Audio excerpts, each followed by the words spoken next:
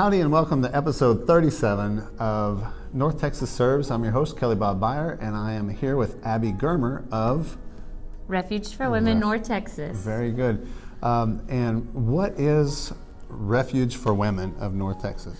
Refuge for Women, North Texas is a safe house that's located in Denton County, and we house women who are coming out of human trafficking or women that have been exploited sexually. So we are a long-term healing program for them, and our residents can stay with us from 9 to 12 months. Wow, that's incredible. I have heard about that issue, that problem in society, and I've heard rumors of it being a problem here. Yes. You know, being along I-35 is a big deal. Yes. But I didn't know really much about it. I'm so glad that I'm getting to meet you, and we can introduce your service really to others.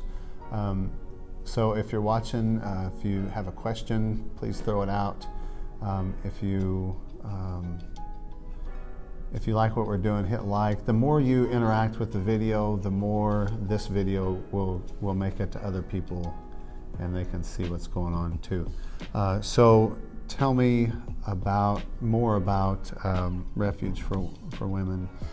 Well, our program is, like I said, it's 9 to 12 months long, and so when our residents come into the program, they are really completely off-grid from society. Being a safe house, our location is very confidential, and then we do not get mail there. We don't allow them to have a lot of communication with the outside world when they first come, because it's really important for their safety and for their healing to be able to completely unplug. While they're with us, they work through 2 phases in a program. The first phase is 6 months long, and we kind of try to take them an inch wide and a mile deep in their healing.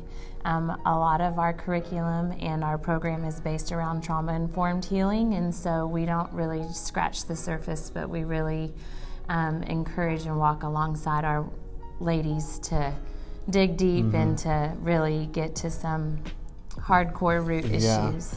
What are the, I guess what would you say is the average age of the women there? And our average age of a woman in our program, it varies. I would say it's early to mid-30s. Oh, wow. Our program, we take 18 and older. We don't do minors. So all of our residents that are in our program are over 18. Yeah. And then they...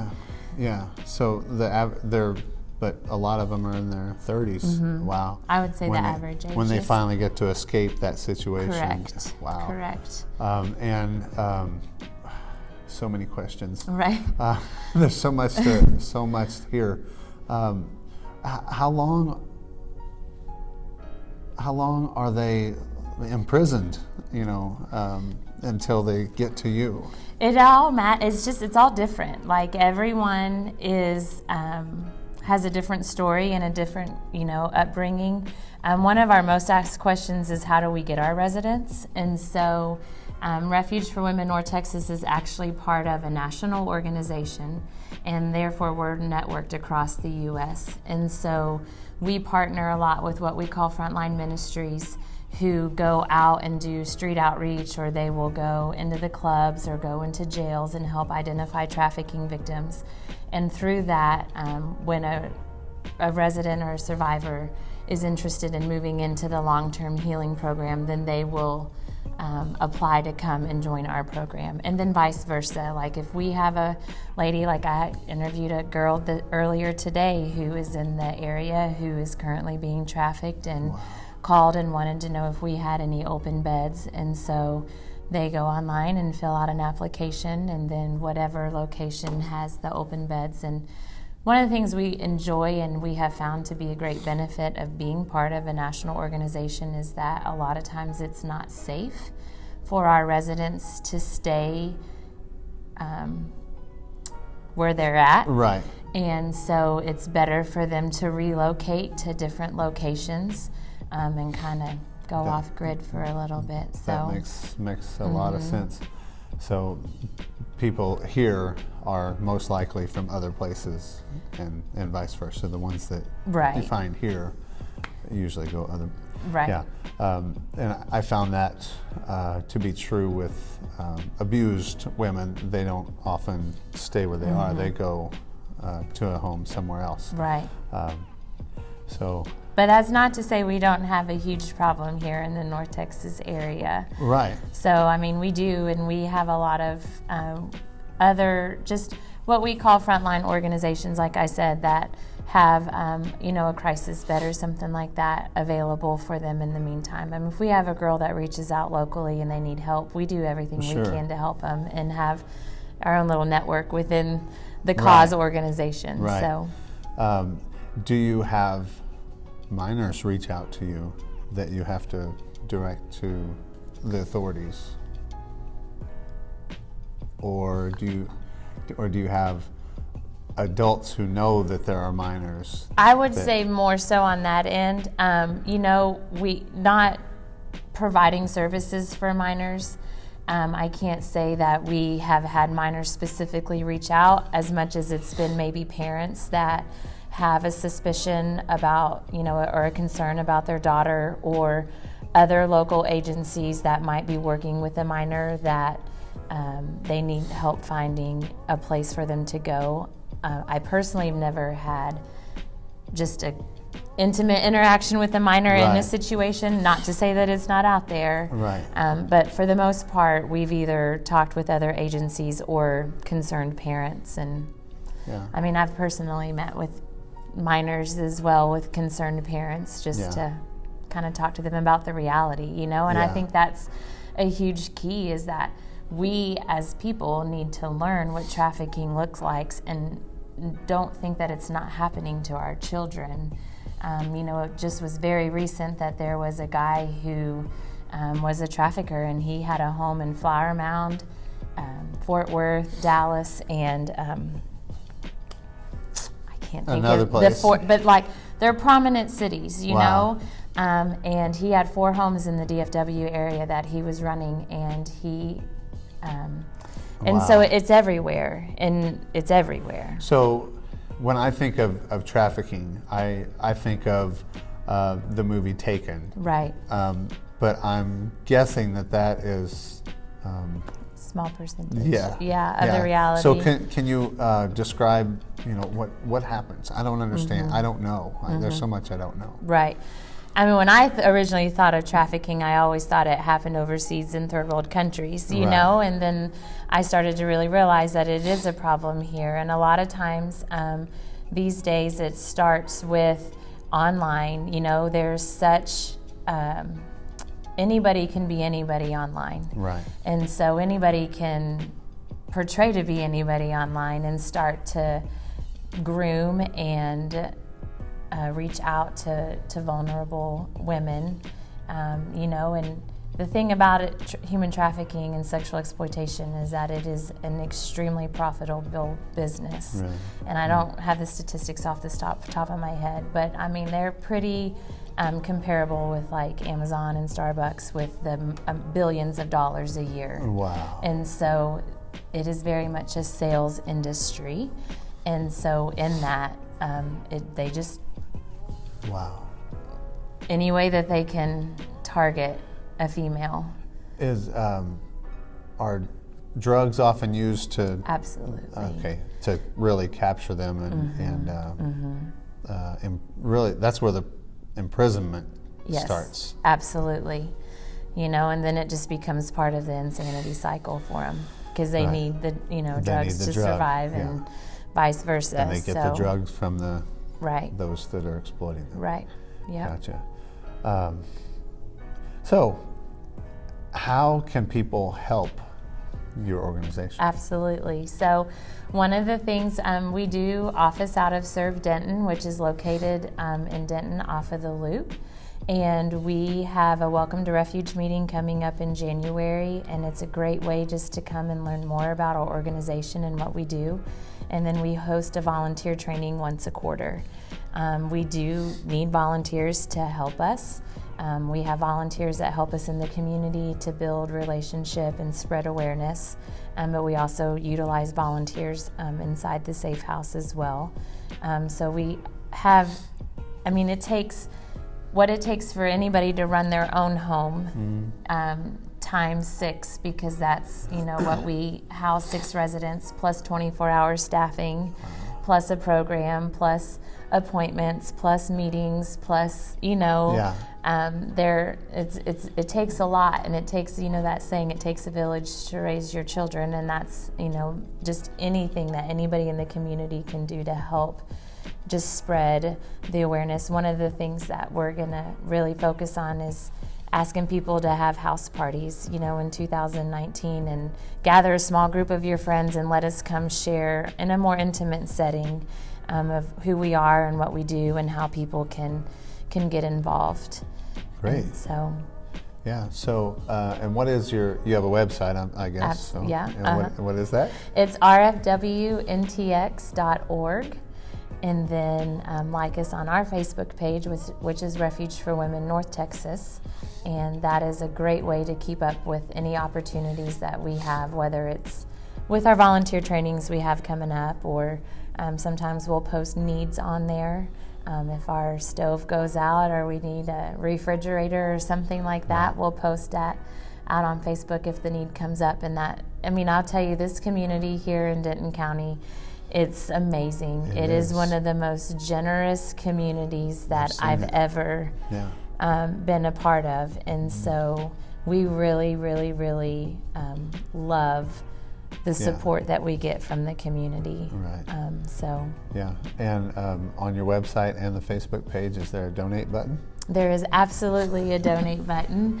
Right now, we are fixing to launch again. We're looking for 75 new monthly partners.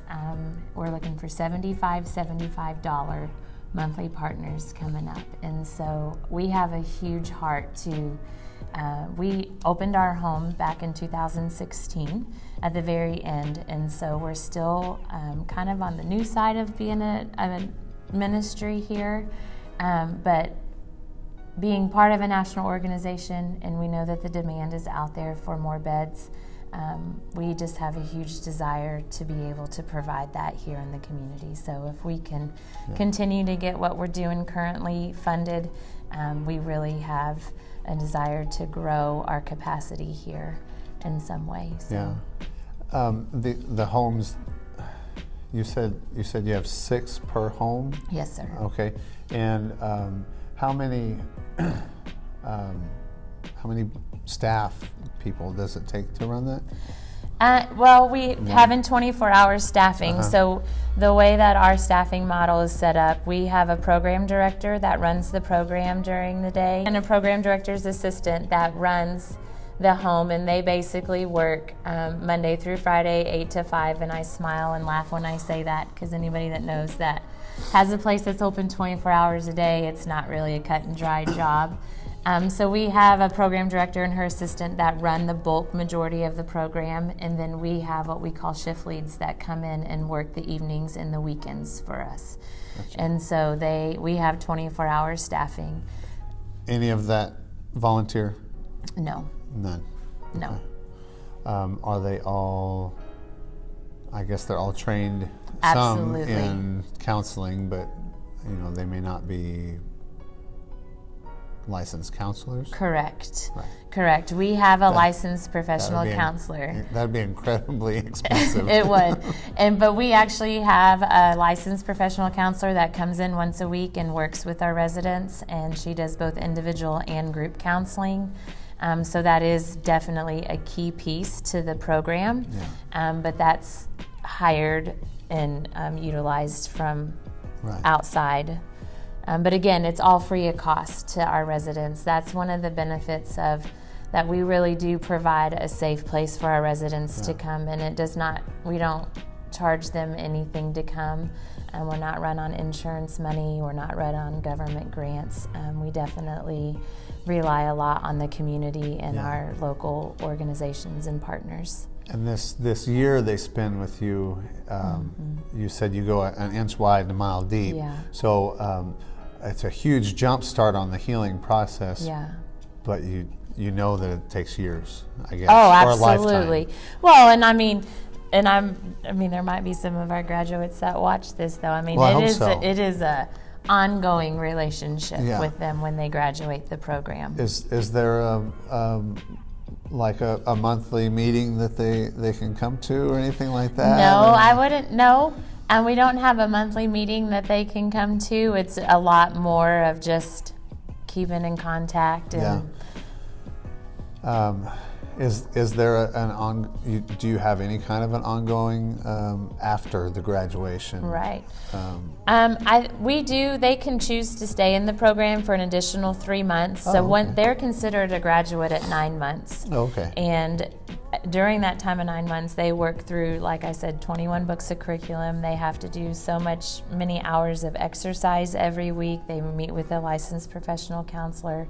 And then around month 7, we start job prep and life skills. Nice. And so from there, they start working part-time and kind of start integrating, a little bit back and forth and having a safe place to come home to and kind of process through and, build up that confidence still. And then, when they graduate the program, our hope and desire is for them to have a full-time job. Yeah. And then at 9 months, they're considered graduates, and they can choose to stay for an additional 3 months. It's not quite as much curriculum heavy at that point, it's just a lot more accountability.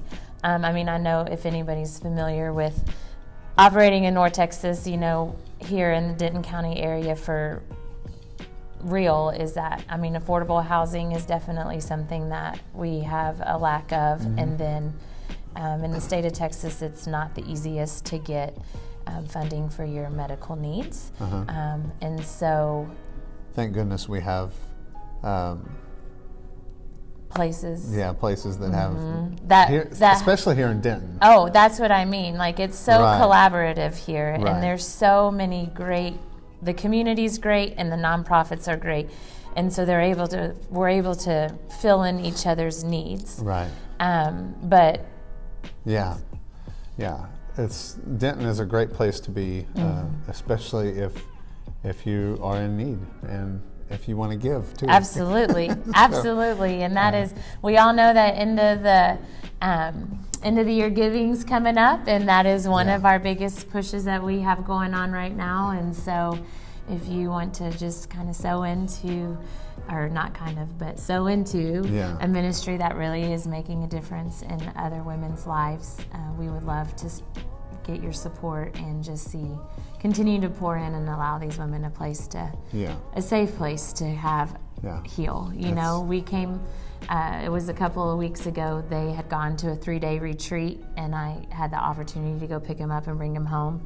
And we pulled in the driveway, and one of our residents, when we pulled in the driveway, she just said, "Oh my gosh, I feel so good to be home. I can't wait to sleep in my own bed tonight." And that really, it really hit something inside of me, that it was home. It was home for her, and that it has become a place of refuge, and it has become a place of safety and comfort and healing that, when you go out of town and you're like, gosh, I can't wait to get home and sleep in my own bed. That was that emotion that she shared, and that was just one of those moments that touched you. It was really empowering to continue to provide places like this for them. Yeah. So and it feels so great to be a part of that. Absolutely.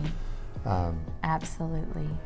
Do you have a favorite success story that no names, of course, that you'd like to share? I think one of my favorite success stories is one of our original graduates. She came into the program, and it had been a long time since she had had any relationship with her children. And during her process in the program, it was really amazing to watch the Lord restore that relationship with her kids. That's awesome. And last Thanksgiving, she got to spend Thanksgiving with one of her 3 children, came to North Texas to spend with her. And then this Thanksgiving, 2 of her 3 children was at her home that she has established, and she got to share Thanksgiving with 2 of her 3 kids, and that's been, I haven't talked to her yet to, Catch see up how on it it, all yeah. went, and I'm dying to hear about it because and she's a mama bear. Like, she Yeah. loves her children. And so I know that for her to have that opportunity and she is from New Orleans, so she's a good cook as well. And so I know she was cooking up that gumbo and that jambalaya the whole time her kids were here. But to see things like that continue to be restored in her life is probably my most current success story, because that is there were days that her kids, and while she was in the program, her kids was the one thing that kept her going. Yeah. Because it's hard work to go through healing. Yeah. And it's hard work to, some of the bravest people I know are people that will admit that they have a problem and they need help. Yeah. And to see that she's still walking it out and her kids are still being restored That's into awesome. that relationship. Yeah. It's worth it. Yeah, it's exciting. Yeah. Yeah. So awesome. Awesome. Abby. Well, thanks for having me on Thank you. here. Yeah. So Abby Germer with Refuge for Women, North Texas. And thanks for watching. And please, again, share this video, comment some more, and just spread the word. We'll see you next time. This was episode 37. Give me some ideas for episode 38, because I need them. Thanks. Bye. Bye.